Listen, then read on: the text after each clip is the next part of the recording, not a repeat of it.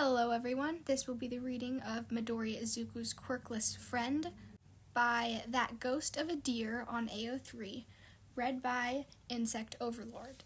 This fic is for teen and up audiences. The creator chooses not to use archive warnings, and any trigger warnings will be in the description. This fic has about 6,000 words and 5 chapters. Here's the summary. Midoriya Izuku likes quirk analysis. Then the class starts a segment about quirklessness. Here's Chapter 1, Who Was He? Midoriya Izuku likes quirk analysis. It was an amazing class that he excelled in, even if he had to a few questions so he wasn't too smart. Teachers didn't like that. They didn't like that he was too smart, too observant for a quirkless kid. And even if he has a quirk now, he'd rather not risk it. He'd rather not be called out. He paid too much attention. He didn't like attention. Attention was never good for someone like him. Still, Izuku loved this class, loved that he could apply his already gained knowledge into heroics. He knew his notebooks weren't a waste of time like everyone said, but today's lesson made him pale. How to identify non-physical or non-present quirk users. Non-present quirk user was a fancy way of saying quirkless.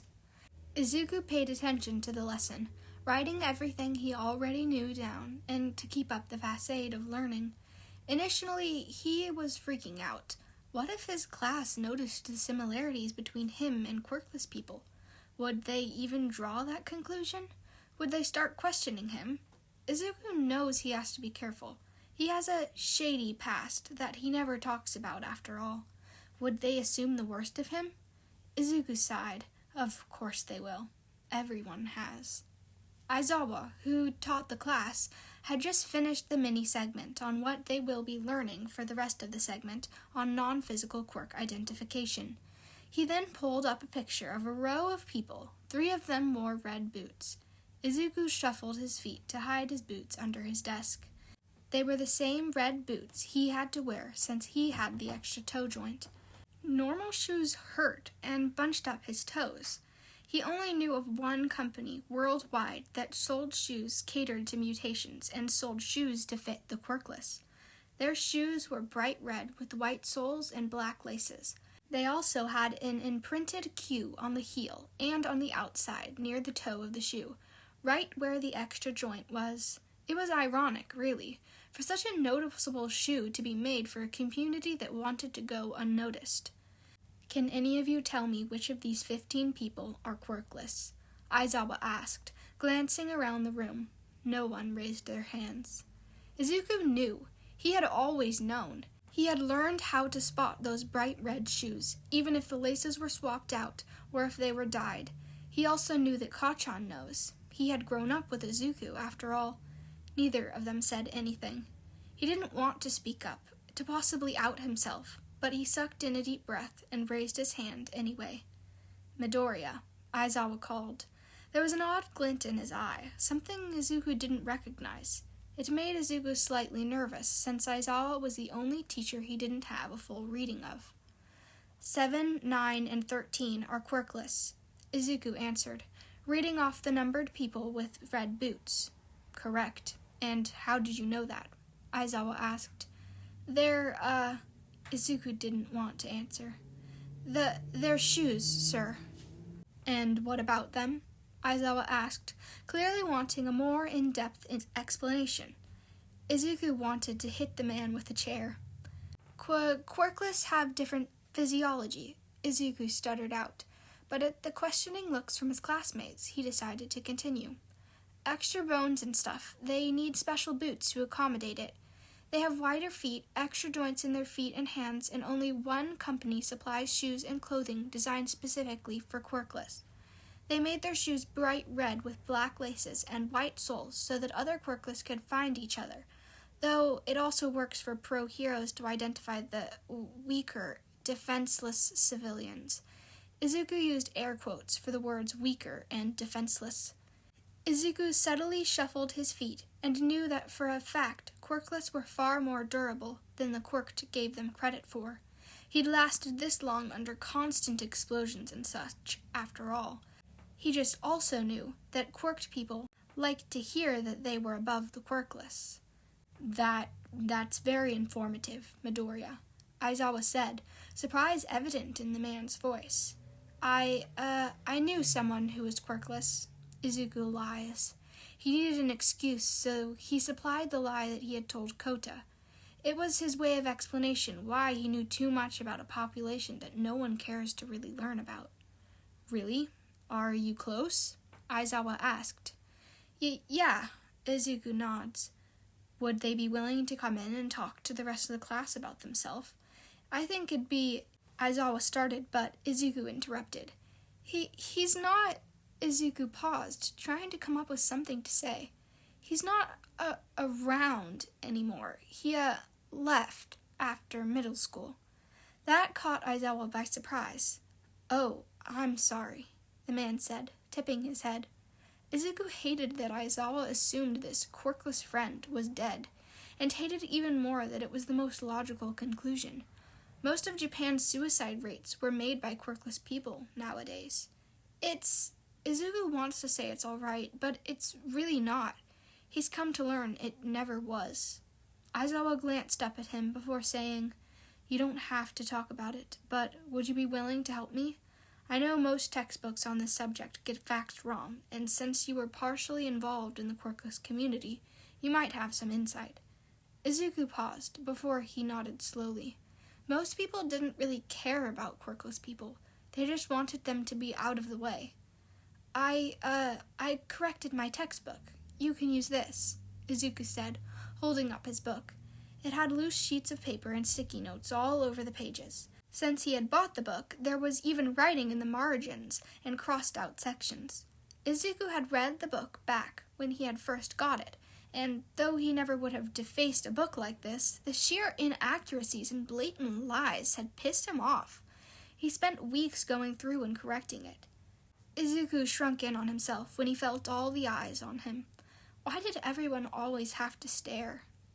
Thank you, Midoriya. I'll be sure to return this to you when class is over, Aizawa said, and Izuku stood up and walked the book to his teacher. Aizawa flipped through the pages, reading all the notes. There was quite a lot, more than Aizawa thought there would need to be. Izuku sat patiently, hoping that his teacher wouldn't call half the stuff he wrote lies or disregard the facts. Quirked people always like to be better, even when the facts show that they are not. They get superpowers, but trade off a lot of old survival skills that humans had. They weren't ever anything major, nothing too noticeable. Like that pinky joint. It helped for balance, but why would a quirked person need slightly better balance when they could fly or propel themselves forward with explosions? Humans had just evolved out of the need to survive. They had quirks now. Izuku fidgeted. Aizawa's face was blank. He didn't like not being able to read a teacher. He had no idea how he would react. The other teachers, though harder than his middle school teachers, were easy to read. This is very informative, Midoriya. Thank you, Aizawa said, copying some of the things down into his lesson planner. Izuku beamed at the praise. He wasn't sure if Aizawa was going to trust a teenager over what most people considered hard facts just because it was in the textbook. Aizawa went over what they would be studying for the quirkless segment.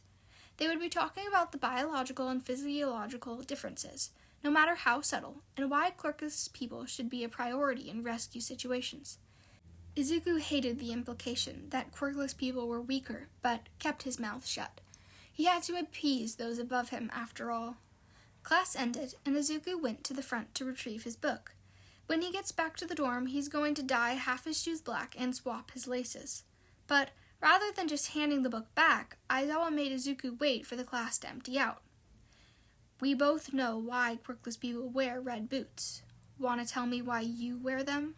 Aizawa asked when the classroom was cleared of students. Izuku flinched. Of course, Aizawa would recognize his footwear. He was the hero Eraserhead, renowned in underground forums for being incredibly observant. They belong to my quirkless friend. Izuku answers, swiftly adding, I had it modified. Are you comfortable telling me what happened to your friend? Aizawa asks carefully. Izuku didn't know how to answer.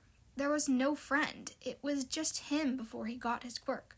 His quirkless friend was nothing more than pre-OFA Izuku, just a memory of a boy he used to be. The boy that died when he received a quirk. Suddenly, Izuku knows how to answer. He was killed on the day of the entrance exam. What? Aizawa asked, concern clear in his face. It's no big deal, really. We both knew he was never going to make it past 15 anyway. Izuku mumbles, the last part, but Aizawa still heard it. Kid, why didn't you tell anyone? Aizawa snaps, causing Izuku to flinch. Who would... Izuku stutters, trying to form a sentence but never succeeding. Problem child, you don't have to go through this alone. Losing a friend is painful, but it's not something you should be hiding. Sir, I'm fine, Izuku started, but Aizawa cut him off.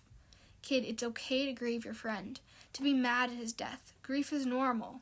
Izuku squeezed his eyes shut. I'm not grieving because I was the one who killed him. Izuku shouts, before he can control his words. His eyes snap open and he stares at his teacher's face. What? Surprise and what was probably fear or anger was clear as day on his teacher's face. He's dead because of my choices, Izuku clarifies.